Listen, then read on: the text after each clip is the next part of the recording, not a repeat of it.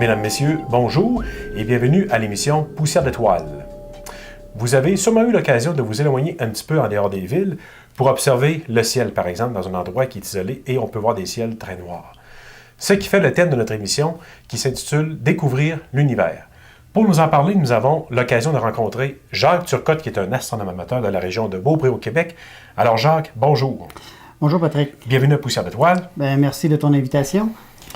Alors, vous allez nous parler d'astronomie amateur. Évidemment, c'est sûr que c'est une science qui peut s'adresser à monsieur et madame tout le monde. Alors, comme première question, ce que j'aimerais savoir, Jacques, d'où vient cette piqûre de faire de l'astronomie? Ça fait combien de temps que vous faites de l'astronomie? Pour répondre à ta question, le goût de l'astronomie m'est venu, disons, à l'adolescence. J'ai été élevé à la campagne, donc j'avais tout le loisir d'observer le ciel dû au fait que, bon, on n'était pas... la lumière des villes n'était pas présente. Ben oui, évidemment, parce qu'on est quand même relativement éloigné des grands centres. C'est ça, relativement éloigné des grands centres. Donc, le ciel était souvent noir. Fait que je me laissais là, transporter par les constellations et autres. Et de temps en temps, bon, je regardais la Lune avec des jumelles. C'est là que ce goût-là d'essayer de voir ou de comprendre ce qui se passait, là, c'est venu quand même assez jeune. J'en fais sérieusement, disons, depuis 3 ans, présentement, mais depuis cette période-là, là, j'avais toujours un œil, je jetais toujours un œil sur les magazines, les nouveaux développements, ça m'intéressait. Mais j'ai repris goût à ça vraiment là, depuis 3 ans. Donc, autrement dit, c'est lorsque la première fois vous avez regardé le ciel et vous avez vu les constellations dans le ciel, ça vous a fasciné de voir un peu ce firmament qui resplendissait devant vos yeux. Finalement, ça vous a donné la piqûre d'aller plus loin et de pouvoir comprendre finalement le ciel. C'est surtout vouloir comprendre. Qu'est-ce qui se passe? Comprendre un peu, se mettre... prendre un peu de recul puis regarder ça, dire c'est grand, ça fonctionne comment. Et ça me chicotait. Alors c'est ça qui m'a amené à l'astronomie. Et par la suite, vous avez fait quelques lectures, vous êtes procuré des livres d'astronomie, puis vous avez appris quelques connaissances au niveau des constellations et du ciel. Exactement. Là, on se documente, on achète des revues, des livres, parce que l'astronomie, c'est intéressant si on comprend ce qu'on regarde. Si on n'arrive pas à comprendre ce qu'on regarde, justement, ben on perd peut-être plus l'intérêt rapidement. Oui, bien c'est sûr, ça représente peut-être un avantage pour les gens qui ont l'esprit rationnel ou scientifique parce que ce sont des choses vérifiables, c'est quelque chose c'est quelque chose de tangible qu'on peut y attribuer différentes façons, différents noms, différentes façons finalement. Exactement, exactement. Et c'est cette curiosité-là qui m'a amené à l'astronomie, vouloir comprendre qu'est-ce qui se passe. Est-ce que ça prend des connaissances particulières? Ça prend-tu, par exemple, un télescope spécial? Ça prend-tu un instrument là, à tout casser pour être capable de s'intéresser à l'astronomie? Non, on peut venir à l'astronomie avec une simple paire de jumelles. Il suffit d'avoir un support pour ne pas bouger, pour mieux voir. Et puis là, tout de suite, la Lune s'offre à nous sans aucun problème. Par la suite, si on va aller plus loin, voir les planètes, les anneaux de Saturne ou les bandes de nuages sur la planète Jupiter, ben là, ça va prendre un télescope. Pas nécessairement un gros télescope, un télescope de base, environ dans les 400-500 $. On est capable là, de s'offrir. On peut se procurer dans les bons magasins, finalement. Exactement, puis on peut s'offrir là, le plaisir de regarder ces planètes-là sans aucun problème. D'accord. Est-ce que ça prend des connaissances particulières? Est-ce qu'il faut être scientifique? Est-ce qu'il faut étudier à l'université pour s'intéresser à l'astronomie? Ou ça s'adresse à monsieur, madame, tout le monde, finalement? C'est un loisir au même titre que la photographie, au même titre que de faire du vélo. On peut en faire de façon très simple, mais c'est sûr que plus nos connaissances vont augmenter, plus notre goût de vouloir découvrir et de vouloir approfondir les choses qu'on regarde va augmenter.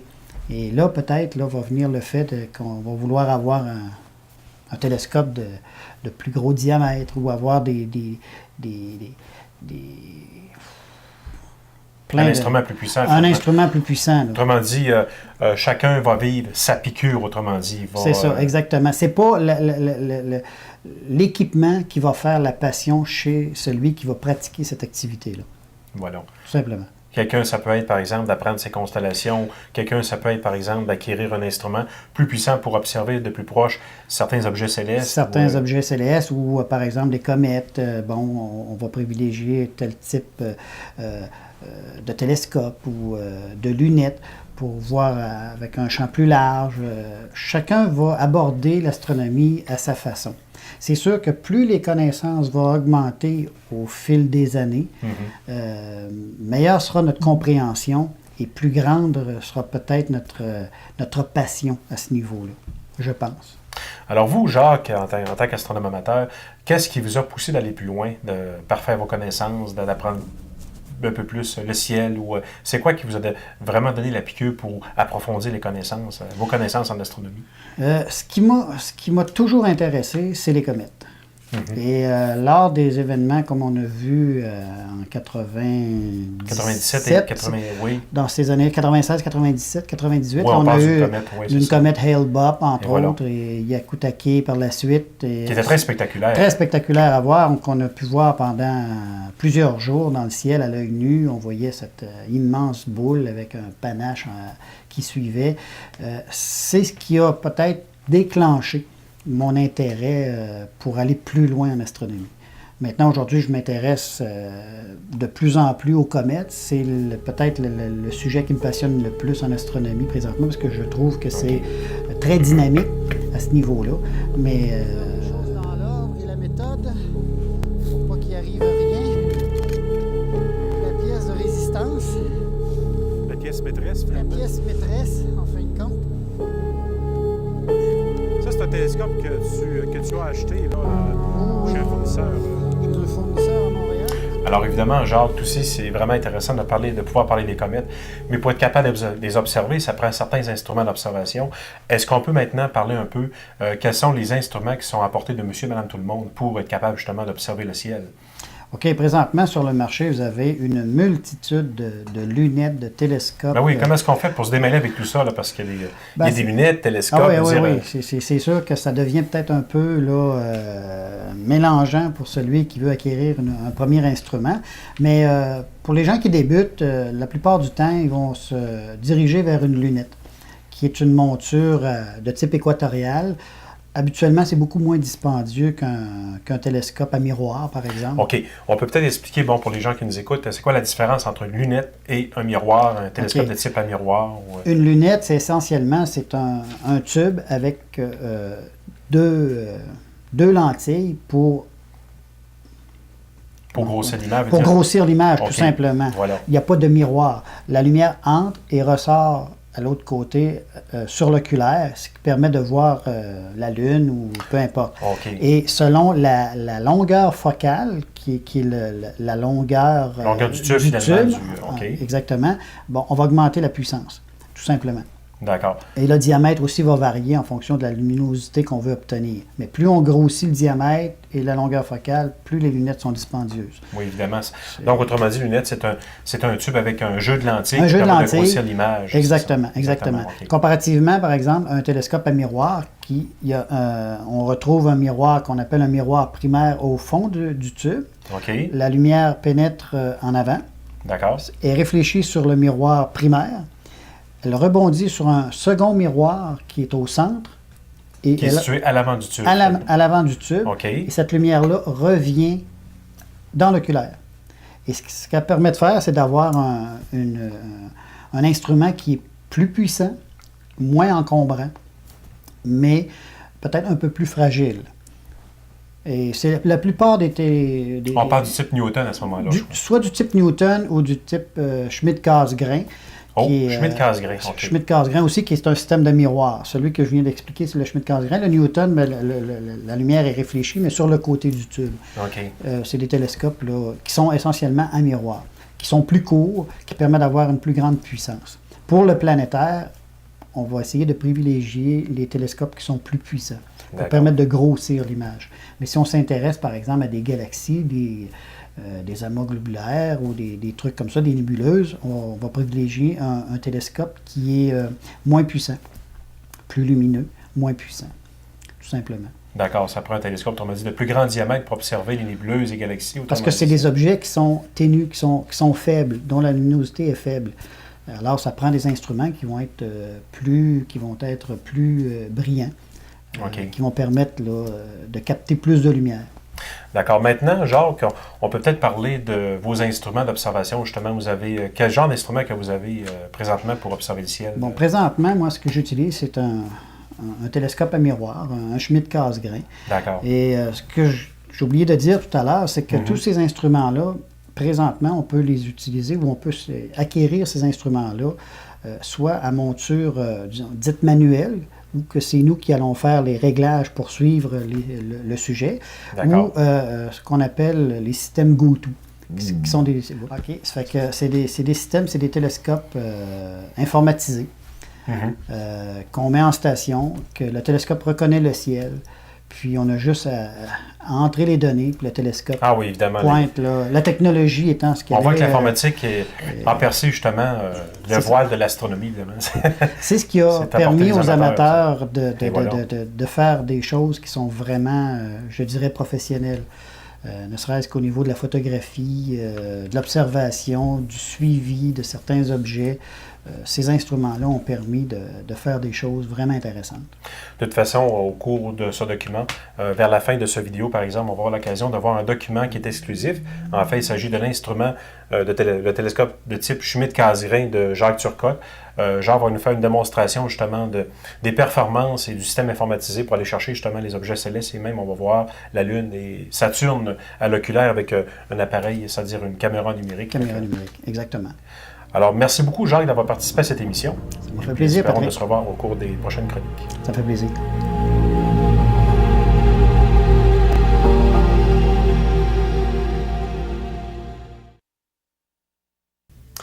Toujours dans le cadre de l'émission Poussière d'étoiles à découvrir l'univers, nous avons comme second invité M.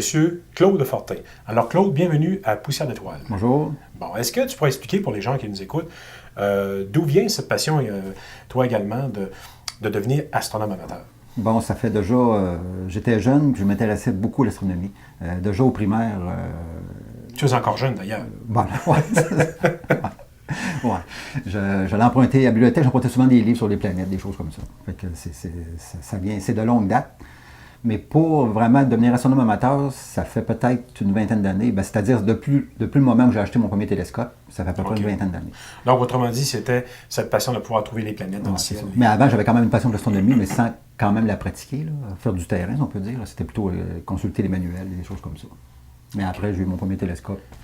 C'est là que ça a commencé vraiment, l'astronomie amateur côté, pratiquer l'astronomie amateur. Vraiment. Autrement dit, c'était l'observation des objets célestes qui te passionnait, tu voulais en découvrir un petit peu plus.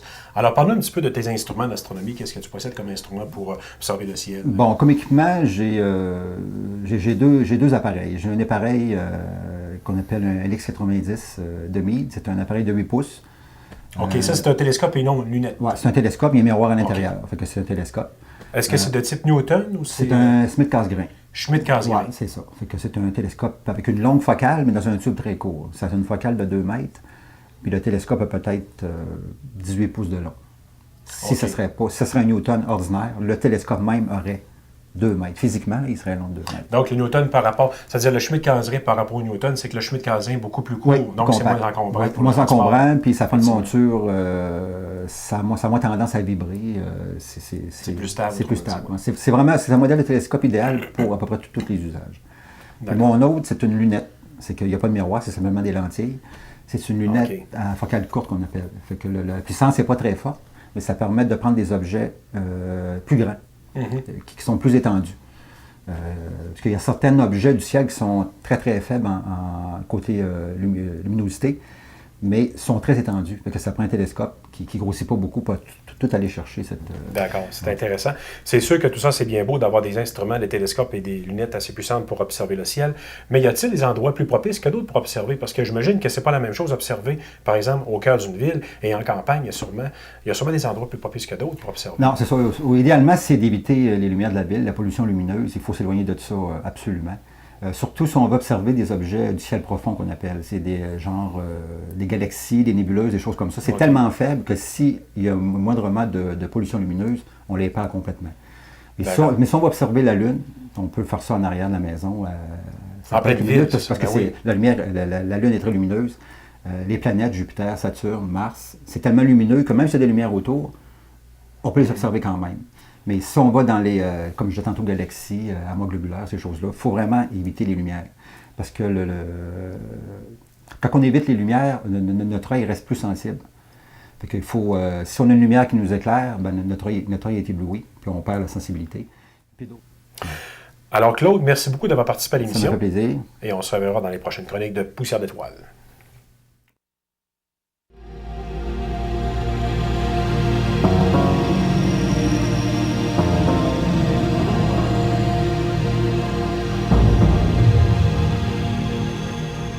Bon, alors on voit ici M. Turcotte qui se prépare à l'observation. On peut voir ici les équipements là, qui vont servir à installer le télescope. N'est-ce pas, M. Turcotte? Oui, il faut être chaudement habillé parce que Ben moins oui. 15, moins 16, là, on risque d'y goûter un peu. Maintenant, il reste à embarquer la pièce maîtresse. Pièce maîtresse, la plus lourde, Et la plus importante. sûrement.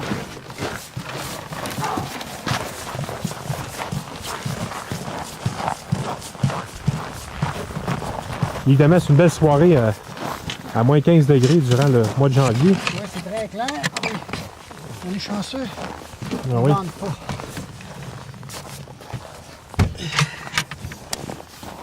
C'est pas un exercice pour ceux qui ont mal dans le dos. En Ah oui. passant. Et voilà. On est prêt. Et voilà. Bon.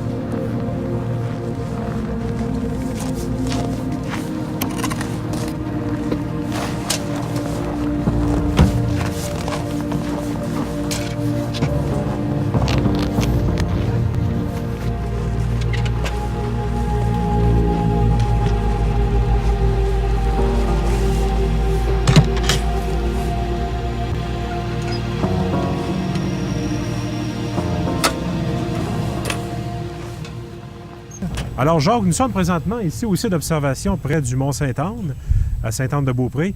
Alors, tu peux peut-être nous expliquer comment tu procèdes pour monter ton télescope pour se préparer à une soirée d'observation. OK, bonsoir Patrick. On va monter présentement, on va mettre en station, comme on appelle, un télescope de type Schmidt-Cassegrain, qui est un télescope à miroir à monture azimutale. OK? C'est une monture c'est un télescope qui permet de faire un suivi à la fois en altitude et en longitude. D'accord. Alors, je vais procéder. Ça ne devrait pas être trop long. Alors ici, on voit ton trépied Oui. qui va permettre d'avoir une stabilité accrue du télescope. L'élément essentiel. Oui, évidemment, parce que ça prend une bonne naturellement, stabilité. Ça hein, prend quand même une bonne stabilité. Bien De sûr. toute façon, on ne peut pas faire d'observation sans cet article-là. OK. Alors, tous tes outils, tes oculaires sont serrés dans cette boîte, oui. Dans ce boîtier-là que j'ai fabriqué là, pour rendre les sorties un peu plus pratiques. Oui, parce qu'évidemment, être astronome amateur, ça demande un petit peu de débrouillardise, puis un petit peu de, comme on dit, il faut être un petit peu patenteux, comme on dit, là. C'est ça, parce que s'il faut tout acheter, on devient vite ruiné. Ah oui. Alors, Fait que bien souvent, on a des solutions économiques là, qui permettent c'est ça, d'avoir, quand on peut le faire, ben c'est tant mieux. Là. Alors, ce que je fais présentement, c'est qu'il faut que je mette le trépied au niveau, le plus possible, ce qui va donner une plus grande précision au niveau du pointage du télescope. OK. Alors, à l'intérieur, on voit là, tout ce que j'ai besoin, les oculaires, la batterie ici qui permet d'alimenter le télescope, D'accord. les différents filtres, les accessoires de recherche et autres. Ici, j'ai certaines données avec une lampe qui me permet de, si j'éteins celle que j'ai ici, là, permet d'éclairer pour garder la vision de nuit. Naturellement, toutes les lampes sont rouges, OK. qui permet de garder l'acuité visuelle là, le soir. D'accord. Alors, Évidemment, c'est sûr que durant ce temps qu'on tourne le document, c'est en mode infrarouge, là, ça fait qu'on ne peut pas voir vraiment c'est ça. la couleur des lumières, là. Sinon, si on était en lumière blanche, ben Oui, parce, on n'y verrait plus rien. oui, parce que ce qui est important en astronomie, c'est qu'il ne faut pas éblouir sa vue, il faut s'habituer à l'obscurité pour être capable de C'est ça. faire l'observation, là. Ça prend quand même quelques minutes, là, Pour s'habituer, hein. 15-20 minutes. Puis après ça, ben, l'œil s'y fait. Et c'est facile de se repérer après ça, mais c'est une étape à franchir. La pièce de résistance. La pièce maîtresse, La finalement. pièce maîtresse, en fin de compte. Ça, c'est un télescope que tu as acheté là, Oh oui, chez un fournisseur. chez un fournisseur à Montréal, parce qu'à Québec, OK. on ne trouve pas vraiment ce type de matériel. Est-ce qu'on peut se fabriquer un télescope de type Schmidt-Cassegrain? Oui, pour ceux qui sont... dont ils n'ont pas de problème avec le manuel, qui sont très, comment dirais-je, talentueux, et ça prend quand même un petit bout de temps. Hein. Oui, parce que c'est Parce que quand je peux même... lire le miroir, là, Mhm. ça se fait pas dans une soirée. Parce que contrairement à un télescope de type Newton, qui est un espèce de grand tube avec un miroir parabolique, c'est pas mal plus facile, je pense, Oui, à réaliser. à réaliser. Oui, ça, ce type de télescope ici, pour un amateur, là, c'est très difficile à réaliser. Il y a des étapes un peu trop complexes, mais il y a d'autres types de télescopes, un peu comme les Dobson, qu'on appelle. OK. C'est facile de s'en fabriquer un à relativement peu de frais. Alors, ce que je fais présentement, je sécurise le matériel sur La base, là, sur ouais, la base, là, solidement. pour avoir une meilleure stabilité. Une meilleure stabilité, puis dans quelques minutes, on va mettre l'appareil en station, comme on dit. Alors voilà, comme je disais tout à l'heure, c'est un télescope informatisé. Présentement, ce que je fais, c'est que je fais une mise en station. Le télescope, à cette étape-ci, va choisir lui-même les étoiles selon la date et l'heure que je vais lui donner. Donc, on peut peut-être rappeler pour les gens qui nous écoutent, là, qu'est-ce que la mise en station, là, peut-être? Là? La mise en station, c'est l'étape qui permet à tout observateur de se repérer dans le ciel, OK. ou plutôt le télescope se repérer dans le ciel. Alors, ce que je fais, c'est que je l'amène à niveau en le pointant, premièrement, vers l'étoile polaire, c'est-à-dire vers le nord. Et j'amène le télescope, le tube du télescope, à niveau. D'accord. Première étape. Deuxième étape, un pare-buée qui est très important. Parce que sous nos latitudes, on a beaucoup d'humidité. Puis si on ne protège pas la lame, ce qu'on appelle la lame en avant du télescope, on se retrouve avec la buée et on n'y voit plus rien. OK. Et Évidemment, sous nos latitudes continentales, on a beaucoup d'humidité, fait qu'on n'a comme pas le choix de prendre des précautions. Là. On n'a vraiment pas le choix, ça fait qu'il faut passer à cette étape-là. Alors ça aussi, c'est un petit gadget qu'on peut se fabriquer à peu de frais et c'est très efficace. Alors, ce que je lui dis, je vais éteindre ma lampe frontale. Présentement, j'entre naturellement, bon, le mois, le jour, le mois, on est le 1er. Le jour, nous sommes le 9. Alors, je rentre la date d'aujourd'hui. J'entre tout simplement la date d'aujourd'hui. On se trouve être le 9 janvier 2003. 9 janvier 2003. Et nous sommes à 19h13. OK.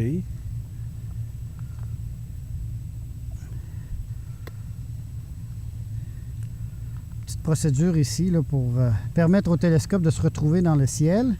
Et dernière étape, j'entre tout simplement les données où est-ce qu'on est. Exactement, à Beaupré. Longitude et longitude. C'est ça, la longitude et la latitude du lieu où on est. OK. Et là, le télescope, Ah, va- OK, il s'ajuste tout seul. c'est ça. Là, il va chercher une première étoile qui s'appelle Capella. Et tout ce que j'ai à faire, c'est de mettre l'étoile en plein centre de l'oculaire. Alors maintenant, Jacques, ici, on peut voir ici ton système d'entraînement qui est informatisé. Maintenant, tu vas nous pointer ton télescope envers la Lune. Hein? C'est ça. À cette étape-ci, ce que je vais demander au télescope, c'est d'aller chercher la Lune. La Lune OK. se situe au-dessus de nous présentement. D'accord? Et le télescope pointe à 90 degrés par rapport à la Lune. Fait que ce que je vais demander, tout simplement, dans la base de données du télescope,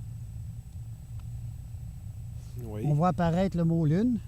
Et je demande à l'ordinateur du télescope d'aller me pointer la Lune. Alors voilà. OK. Le télescope se met... Automatiquement, il va se pointer vers la Lune. c'est ça. Il suffit d'être patient. Le télescope va tourner. D'accord. Parce qu'à cette étape-ci, le télescope reconnaît le ciel à partir du lieu où on est. Ah, OK, on le voit tourner ici On présentement. va tourner. Il peut y avoir des petites erreurs de pointage parce que là, présentement, il fait très froid. Mais habituellement, là, il va chercher l'objet, peu importe que ce soit une planète, une comète ou un satellite comme la Lune. D'accord. Alors voilà, le télescope est... Il est aligné envers la Lune présentement. Oui. Présentement, le télescope s'est arrêté sur la Lune. Inutile de dire que présentement, à cette étape-ci, c'est très brillant, très difficile de regarder à travers le télescope parce que ça amplifie la lumière 840 fois Ah oui? la source lumineuse. Habituellement, il faut prendre un filtre. Parce que OK, alors Jacques, présentement, on peut voir ton télescope qui est aligné sur la Lune. Est-ce que tu peux nous expliquer un petit peu comment est-ce que tu procèdes? Là, on voit qu'il y a une image qui apparaît à l'écran. Là. oui, ben là, ce qui apparaît à l'écran présentement, c'est la Lune, bien sûr. OK, on peut voir un peu les cratères. On peut voir les cratères le long du terminateur, là, qui est la zone entre l'ombre et la partie éclairée. OK. C'est un peu difficile là, présentement parce que les conditions d'observation, disons, sont très mauvaises. Là, Oui, parce qu'on voit un petit peu des remous. Hein, c'est ça? oui, c'est ça. C'est le changement, là, les couches d'air chaud, d'air froid, le malaxage d'air qui fait que, bon, on a ce remous-là ce soir. Là. Donc, c'est très mauvais comme observation. Là. Donc, on grossit combien de fois présentement sur l'image? Là? Présentement, l'image la plus petite, on a environ 50 fois de rapprochement. D'accord. Et puis, l'image qu'on va voir là, un peu plus tard, j'ai environ 100-125 fois là, de rapprochement.